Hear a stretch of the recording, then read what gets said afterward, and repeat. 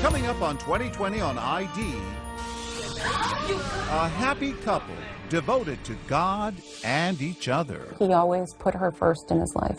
Then a break-in and a brutal murder. I think my wife has been killed also in the burglary. It was vicious. Police suspect her husband, a respected church leader, but can they prove it? We didn't have the murder weapon. We didn't have any forensic evidence. Was the wrong man facing jail? I didn't do anything. What happened to the preacher's wife? Plus, a loving husband and young father vanishes into thin Nicholas air. Francisco is missing. If you can't find him, these kids don't have a daddy then. His disappearance reveals secrets almost too troubling to be true. How did I not see this stuff? Love and lies. Welcome to 2020 on ID. I'm John Quinones. We all know that marriage can be filled with ups and downs. Still, no one expects their union to shatter the way it did for the couples you're about to meet. First, Kelly Jarka, a family man and a devoted Jehovah's Witness. But when his wife ends up dead, the evidence points to him. Is it a rush to judgment? As Jim Avila first reported in 2009, nothing in this story of the preacher and his wife is quite as it seems.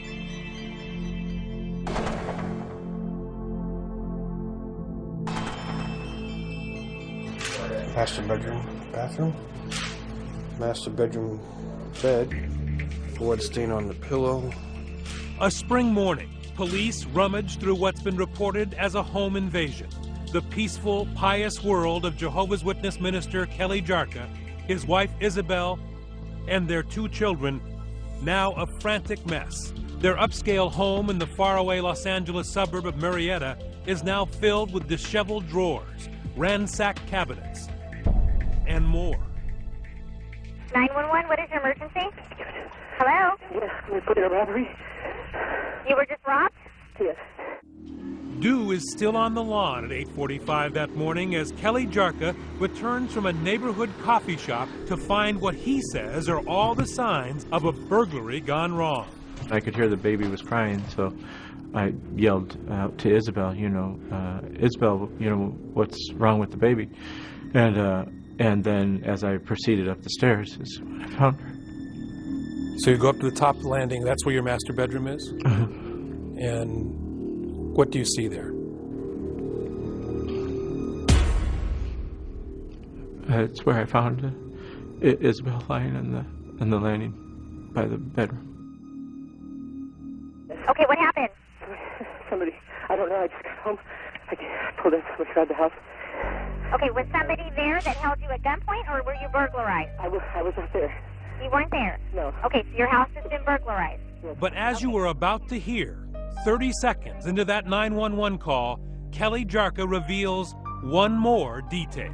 I think my wife has been killed. What, sir? I think my wife has been killed. Okay, what are you saying? I think my wife has been killed also in the burglary. She was home alone with me. Okay, do you see her? She's lying on the ground and there's blood underneath her. Okay, is she breathing? No. Is she bleeding? Yes. Is there anyone else in the house? No, my sister, my in-laws next door. What happened? I walked in the house. The baby was crying. I picked him up, went upstairs to look for my wife. And the house has been everything's torn up. I tried to move her and shake her, you see. She responded. She didn't. Did you talk to her at all? Yeah. What were you saying to her? Isabel, you okay? Kelly? Okay, Kelly, take a deep breath, okay? I have a lot of people on the way to see you, okay? Where's your baby? Kelly, where's your baby? The terrifying screams you hear are from Isabel's mother, Tina Conchola, who lives across the street from the Jarkas. Kelly runs to her house as he's talking to 911. Kelly, who's that in the background? It's my mother-in-law. And when I got to the last stair, I said, Isabel, sweetie, answer me. Can you hear me? Move if you hear me. And she couldn't. She was already dead. But I didn't want to believe it. But she knows it's true and is already seething. Tina Canchola has made a snap decision about the murderer with no evidence. Right away, I figured that he would kill her. So what did you say to him? I say, you kill her. I know that you kill her. And he, of course, said, no, I didn't. Of course not. He didn't say nothing. He just looked at me like this. Why wouldn't he deny it? Because he knew that it was true. But why the rush to judgment? Is Tina just an angry mother-in-law who hates Kelly, and so she ignores all the evidence of a break-in? That's not the Kelly Jarka everyone else knew, a man so in love with his wife, he'd give her anything. This is their second anniversary party. We were young. She liked to joke around. So in other words, next year. Very kind, considerate person, happy. Of course, I thought she was beautiful. For Kelly, it is love at first sight. A Midwestern boy smitten by a California girl he met at church. Kelly was like always pursuing Isabel. he was trying everything. Isabel's family says she likes being pursued. His family saw that too. Every time Isabel said, Kelly, I need this, or I want that, he'd be like, okay, here, dear, here's the credit card. He truly, absolutely loved her to death. A devoted couple to each other and to their God. Jehovah's Witnesses. The 40-year-old Isabel, a stay-at-home mom who loved to shop and spent the rest of her time preaching door to door. Proud that her husband was made an elder in their congregation. We are very dedicated to God. Matthew 6:33 says, seek the kingdom first and all the other things will be added to you. And everything always works out. And things are working out. Nearly 20 years of marriage. The Jarka family lives well on Kelly's salary as a contractor. Their brand new house in one of the safest communities in America could be considered a perfect target for burglars. It's filled with the best appliances. In the garage, 2 luxury SUVs and a pickup truck for work. And in a nearby marina, a 36-foot powerboat for weekends. Until, on that spring morning, Kelly walks in on tragedy. It's obvious her head was on the pillow, that she had to have been asleep when this happened. It's a vicious killing.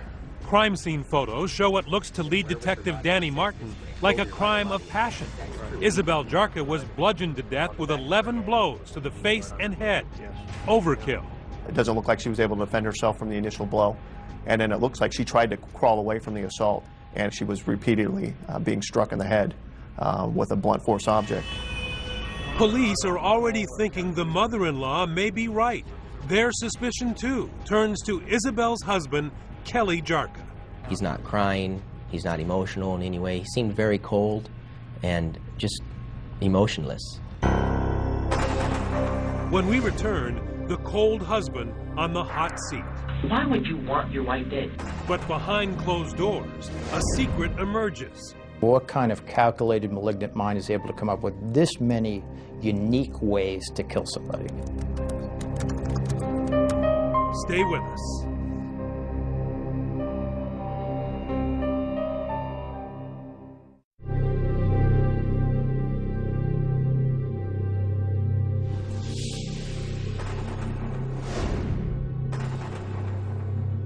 For 39-year-old Kelly Jarka, it has been a day like no other. He finds his wife brutally murdered after he makes a trip for coffee. I think my wife has been killed. Calls 911 and is immediately accused of murder by his mother-in-law, and then rushed off to the police station where the cops let him sit so they can watch his body language. He's in the interview room 45 minutes after finding his wife, brutally beaten, and there's no emotion, kind of just looking at the text messages, moving his arms. I want to see, is his posture closed? Is he trying to hide something? Did you get a feeling he was trying to help you? No. I had a feeling that he was trying to limit his exposure. So when you're sitting there, why are you acting that way? I was in shock. I was concerned about what had happened, and I didn't know what to think. Now, the prosecution and even the police believe your affect was a demonstration of your guilt. Why is that not true? Because I'm not guilty of it, of course, number one. And I think our emotional state changes, especially under a dire circumstance, under a shocking event. I didn't do anything. When I came home, Dutch, listen to me. Listen to me. Why would you want your wife dead? I don't. Detective Phil Gomez is not buying it. And within an hour of this 10-hour session, he tries to provoke Jarka into confessing. I think maybe you have something to do with this, and the evidence tells the truth. You know, the evidence on the body, the evidence in the house, the evidence, the hairs, the skin, things like that. Problem is, detectives at the scene are coming up empty. All that evidence Detective Gomez is threatening is nowhere to be found. And Assistant District Attorney Burke Strunsky knows he has little to work with. This was a completely circumstantial case. We didn't have the murder weapon. We didn't have an eyewitness. We didn't have any forensic evidence that directly tied Mr. Jarka to the actual murder itself. But while, as the detective says, evidence doesn't lie, the lack of it can be artfully framed by a prosecutor. She is gushing blood from her head, and yet he doesn't have a drop of blood on him. You believe that the fact that there was no blood on him was actually indication of guilt.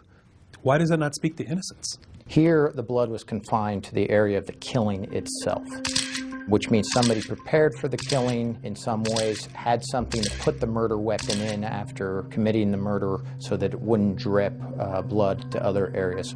So in court, Prosecutor Strunsky concentrates on what he does have, lots of incriminating circumstantial evidence, beginning with what he considers his best witness, Kelly Jarka, in the interrogation room.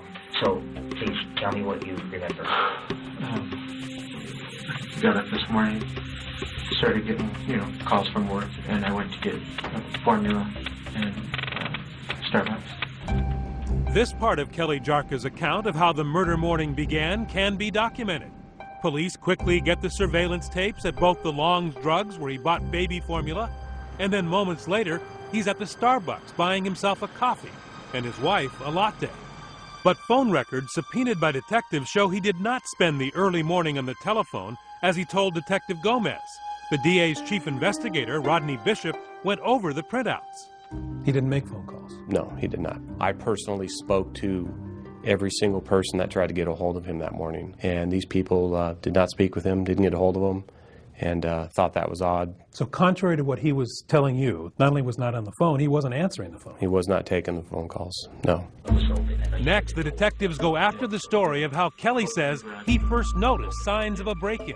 And the door inside the house I saw was open. Open how? Like cracked open. And then I saw the door that comes from the outside to the garage was open also. In fact, that door from the side yard into the garage where the burglar supposedly came in appears to have been forced open, kicked in, leaving wood fragments on the garage floor. But police believe that Jarka kicked in that door to fake the burglary, because on the bumper of the car Kelly says he was using at the time his wife was being murdered by a burglar is a small paint chip that matches the door frame. Which would indicate that when that door was forced open and the door jamb falls onto the car that's already parked there, Mr. Jarka's vehicle, that's where the paint transfer came from. So the car was there, presumably he was there. Correct. And the police are especially skeptical of Kelly Jarka's next tale. And I see like everything's torn apart. The drawers are pulled out, her jewelry cabinet was all thrown around. The kitchen area. Going in and seeing the scene and starting to think, hey, this looks staged. There were a great deal of drawers in the kitchen, the bedroom, that had been taken out and actually removed from their track. It was odd that somebody took the time to actually remove these from the mechanism. They also think it's strange that the phantom burglar, as they call him, left behind $500 in a bedside table and a laptop computer, while taking a much heavier and more difficult to sell desktop computer tower. But all that pales to this bombshell. What the prosecutor says is the clear motive for Isabel Jarka's death. He did it to make $1.3 million in insurance. 3 weeks before Isabel was murdered, Kelly Jarka arranged for 3 new insurance policies on the wife he had never insured before. He is vague about them during his interrogation. I don't even know who the policy is. We had a friend who got sick like a year or something ago, and so she wanted me to get life insurance and everything. But that's recently. It's probably not even in effect yet. I don't know. But the policies were in effect when Isabel died, and while Jarka told police he didn't know where his wife kept them, the documents were found in a file cabinet with his, not Isabel's, fingerprints on them. You would have to be an idiot to take out life insurance on somebody 3 weeks before. I don't know how anyone would think that they could do that and get away with it. But the prosecution claims Jarka was desperate enough to be reckless, high living, leaving him deeply in debt. He shows the jury this bank letter dated days before the murder, warning him that he is in default, 2 months behind on his mortgage. Things were really coming down to the wire as far as foreclosure on the house. And Isabel's mother says there was enough financial stress at home for her daughter to openly threaten divorce. Mom, if I go, me and my kids, to your house to live with you guys, do you agree for me to stay there? And I say, of course. Not enough incriminating circumstantial evidence yet? Here's another smoking gun. One of those laptops left behind is jammed with suspicious entries. Those searches give you a glimpse into the mind of a psychopath. The thought process that goes into even thinking about how many ways that he could kill his wife shows a demented resolve and planning to end Isabel's life. Among the shocking Google searches, poisons that cause instant death, how long to medically suffocate, how to drug overdose, can you suffocate from a pillow, cyanide and suicide, can a BB gun kill you, how long does it take to suffocate, the best way to die, and how long to wait to remarry. Surely, I mean, what kind of calculated malignant mind is able to come up with this many unique ways to kill somebody? Even Jarka's own public defender, Aaron Kirkpatrick, was shocked by what was found on Kelly's computer. It's very harmful. When I saw the computer searches at first, I was very concerned. But just the computer searches alone is not enough evidence. Kelly Jarka spent a year in jail waiting for trial, and then never took the stand to defend himself or proclaim his innocence. But he does sit down with 2020, and when we return, the fallen minister's first interview as we confront him with the evidence. Why would she be asking these questions? Stay with us.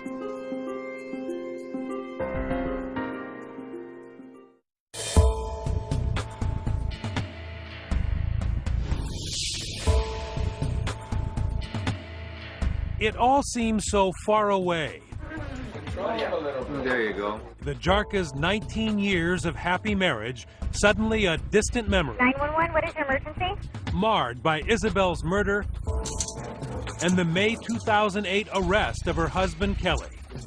A nightmare that began with the early morning discovery of her body, as Kelly Jarka told police just an hour later. I ran over there and it's, hey, babe, you know, and I couldn't move her.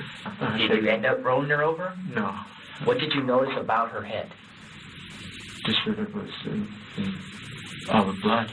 Do you think she was dead? Yeah, I thought she was shot or something happened to her. Is this a guilty man talking? How do you forget that you had to step over your wife's body, get your baby, come back with your baby, and then step over your wife's body again? Right. He left all that part out. The detectives say they are struck by his lack of emotion and odd behavior. They think it's circumstantial evidence of guilt. Everything is pointing towards you. I want to get a reaction from Mr. Jarka. An innocent person is not going to let me sit there and accuse them of brutally murdering their wife of 19 years. No, Jarka says that's not true at all, that Gomez had already made up his mind and would not listen to his pleas of innocence. Watch. Okay? I didn't do anything. Listen to me right now, okay? I'm telling you right now. Don't, okay? Don't tell me that you didn't know what was going on. Don't tell me you didn't have anything to do with this. Don't tell me that you didn't do anything. You can't tell me that because I'm not going to believe you and neither is anyone else. Were the police rushing to judgment? Jarka holds to his story even when Detective Gomez lies, as police are allowed to by law during interrogations, claiming forensic and direct evidence that simply did not exist. I'm telling you, there's all kinds of trace evidence out there. There's evidence under fingernails. There's evidence in carpet. There's evidence in beds. There's evidence all over the place, okay? What was the evidence against you? There was none. No physical evidence. They didn't find your DNA on your wife? No. Any hairs, fibers? No. To find the murder weapon? No. They tested me as soon as I was interviewed for DNA swabs, fingernails, hair, everything. I had no altercation marks or whatever on me. No blood, anything like that. And were there clothes found in your house with blood on them? No. How about the drains? Were those looked at? Yeah. Did they find any Nothing. blood? Nothing. How about any bleach that might have been used to destroy the blood? Nothing. So there's no physical evidence that you either were covered with blood or tried to get rid of the blood in your house? Correct, as well as in our vehicles. But what about all that damning circumstantial evidence? Kelly Jarka says the prosecution exaggerated his financial troubles, and in fact, a careful read of Jarka's record shows he was not in any danger of imminent foreclosure.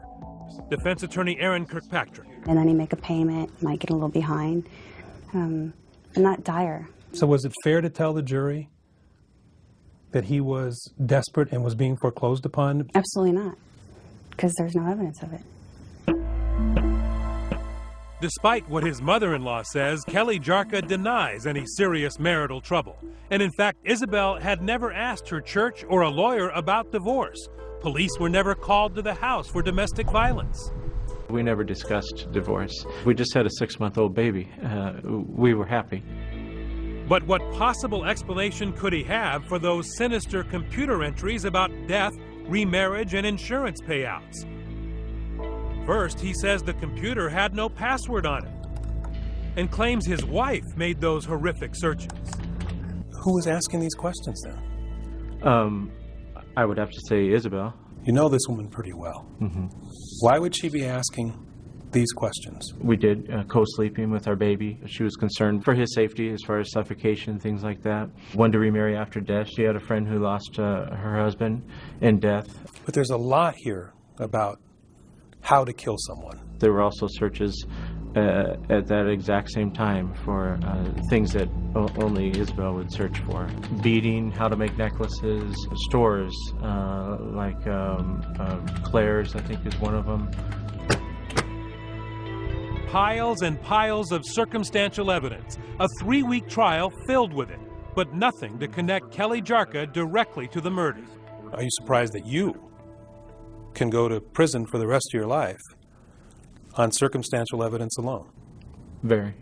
To be able to convict someone of a crime when there's no evidence against them other than a theory is unthinkable, especially in something so serious as this. You must impartially compare and consider all the evidence that was received throughout the entire trial. And just before the jury is sent to deliberate, a powerful message from the judge that should help Kelly about how circumstantial evidence is to be used. If there are 2 reasonable interpretations to that circumstantial evidence, and one of those interpretations points toward innocence, they must accept the one that points toward innocence. But it took the jury just 3.5 hours to find the surprised Kelly Jarka guilty of first-degree murder. The jury has reached a verdict, is that correct? Yes, we have. To the jury, according to its foreman Ron Fournier, Jarka's lies added up to guilt. There was no smoking gun, no eyewitness, no bloody clothes, no bloody murder weapon. But after 3 weeks of day after day after day being exposed to one lie after another, it just kept adding up that this nice gentleman sitting over here could have done it. He's the only one that could have done it. There was no dissension on anything. Not one person said, yeah, but a burglar could have done that. Not one. At the sentencing hearing in November 2009, his life in ruins, his ministry shattered, his children taken away and given to their aunt, Kelly Jarka made one final attempt at judicial mercy, sticking to his story that he was framed by circumstance and overzealous police for a crime he could never commit. Tragically, I've been accused of this horrendous crime, and that sickens me. Such a horrible thought could not even come up into my mind or my heart. And now, with plenty of tears in his eyes, he professes his love for the wife he will never see again. My heart aches constantly. I long For her smile, her touch, her smell, her love. But the last word comes from the judge. Unimpressed by the lack of direct evidence, he tells Jarka the circumstantial was overwhelming. And the defendant's conduct and his actions of murdering his wife of nearly 2 decades, and the planning and the deliberation, the deception, and coupled with that brutality and that violence and those horrific injuries that he inflicted on his wife are chilling and disturbing. Finally, after chastising Kelly Jarka for showing no remorse, he sent the fallen minister off to life in prison without parole, with these words ringing in his ears. The court can't offer any reason, any comfort other than to say pure evil. That's all it is, pure evil. People are going to remember this case because they're going to reflect for a moment. They're going to tremble when they hear the name People versus Kelly Lee Jarka. Kelly Jarka appealed his conviction, and it was denied. The couple's children went to live with Isabel Jarka's sister, and as of 2011 are reportedly doing well. Up next, a husband and a father who suddenly disappears. The search is on for a SeaTac father who's joined the search for a missing man as new clues. And he leaves behind a trail of secrets. There's a bit of a dark side to him, troubled. Stay with us.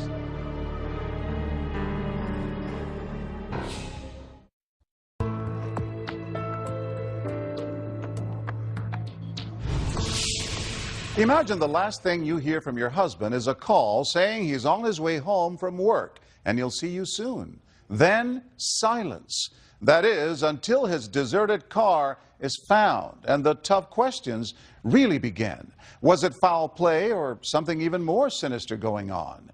Here with a story he first reported in 2010, Jim Avila. The search is on for a SeaTac. Dozens joined the search for a missing man as new clues. Searching the bank and... It roared across Seattle's front pages. Breaking news on TV. Not seen since Wednesday. February 2008. Family man Nicholas Francisco, gone missing on his way home from work. Wednesday night today. Simply disappears. Search is still ongoing, and if he there's not any... loves us more than anything. And would do Who was this 28-year-old young man from the Northwest? He had built a life and family with Christine, a small-town co-ed he met 9 years earlier by chance at art school. In walks this guy, a very good-looking guy, and honestly, my jaw dropped. Attractive and kind of funny, ready to joke around with the guys, like his best friend, Matt Donovan. He was a great guy to be around. He was kind of a little bit crazy. The guy sticking his head out the window, yelling and screaming as we're driving. He says both Christine and Nick shared difficult childhoods. His father walked out on Nick when he was just 16. But that didn't scare him away from marriage. 2 years after they met, Christine and Nick were wed. And you were deeply in love. I was. He was everything that I had dreamed of. I felt like Cinderella. Christine's family secret, she says she'd been abused as a child, but now had finally found someone she trusted in Nicholas. When you're a little girl and you're thinking about your knight in shining armor, he was it. Soon daughter Zaya was on the way, followed by son Noah. The Franciscos were regulars at a conservative church, and Nicholas got a job as art director for the ad agency Publicis. He was a likable guy. He had a sense of humor. Likable, says his boss, Christina Muller-Eberhard, yet a bit mysterious. There was a bit of a dark side to him, troubled, I should say. He kept a lot to himself. Perhaps he was worried about money. With 2 kids and Christine newly pregnant with a third, the family budget was stretched. Christine opened a home business making custom aprons and selling them online. And on February 13, 2008, she sends him off to work without complaint, not knowing it would be for the last time. And then he kissed me on the forehead, and he goes, "Oh, my poor sweet Bella, I love you." Just after 6 that night, Nicholas calls and promises to be home soon to bake Valentine's Day cookies with Noah and Zaya. And she was excited because she loved to do things with her daddy, and Noah was excited. At the office, all is well. He seemed happy. He seemed actually in a pretty good mood, and he was making jokes. While at home, Zaya, Noah, and Christine are waiting, the clock ticking. the cookie dough prime. When he didn't come home, what happened? She looks at me and she goes, "Mommy, why didn't Daddy come home and make cookies?" And at that point, I was a little irritated, a little angry, because he broke a promise. So by 9 o'clock, you're starting to get a little agitated. I was worried. I was really worried, because I wasn't like him. He always called me. She calls his cell phone repeatedly, but no one answers. So Christine finally puts the kids to bed. And at 10 o'clock, she calls 911. She said, if he's still missing in 3 hours, call us back. I said, okay. So I paced around my house for 3 hours. Christine does what she can, frantically calling hospitals, friends, and family. No one has heard a thing. And at 1 in the morning, now desperate, she calls police back. I said, you don't understand. He's not the same as every other man. This man wouldn't leave me. He wouldn't just walk out. Police react quickly for a missing persons case. Detective John Holland is assigned the next morning and finds little suspicious. We had no known motive. He wasn't in the drug world. No. He didn't have people who were on the outskirts of society. He didn't associate with them. No. He was pretty much a homebody. That's correct. And outside the police station, an army of friends and family, church members and co-workers organize a massive search, led by family friend Lee Brown. Following his usual route home, we cut that area up into like 5 different areas. We drove for probably a solid 6 hours.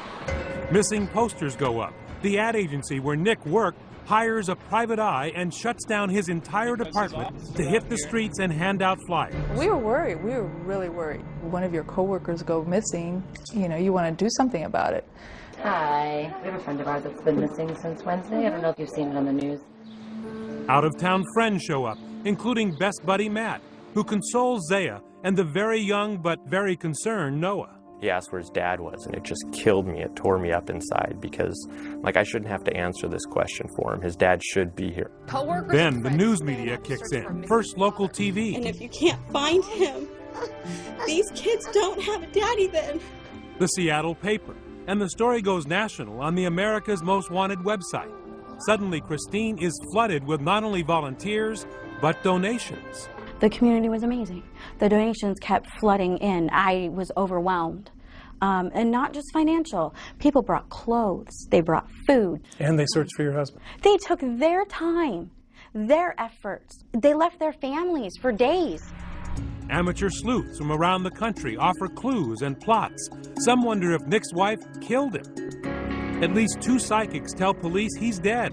Police consider that too and bring Christine into the station for questioning. That was awful.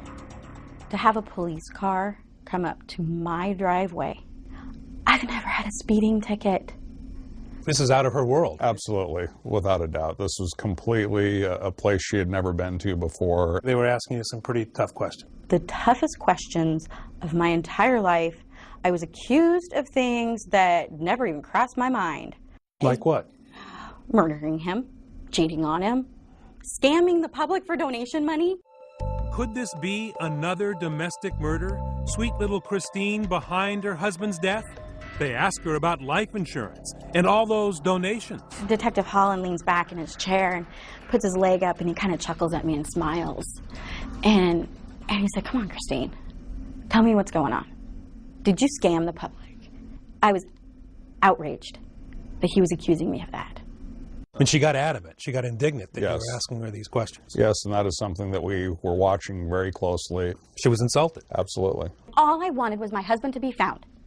Leave me alone. Find my husband. A clue is uncovered in the search for a missing SeaTac man. Will a rush of new leads clear Christine?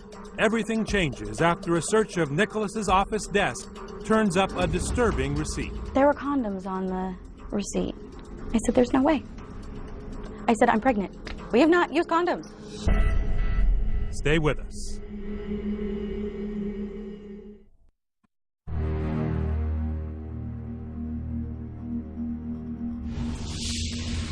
Where is a 28-year-old devoted father of 2? Hello, everybody. There has been a big break in the search for a missing SeaTac father. Nicholas Francisco's red Toyota had just been found, 6 days after he disappeared on his way home from work. But when detectives search it, they are hit with another surprise.